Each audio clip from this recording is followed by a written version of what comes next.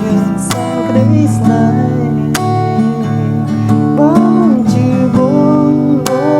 រួមបងជួបជួបបាហើយព្រមក៏ថាគួរស្រឡាញ់គេហើយផងឆ្នាំនេះយើងទៅឆ្លងឆ្នាំពីរ年បើទោះមេជុំត្រជា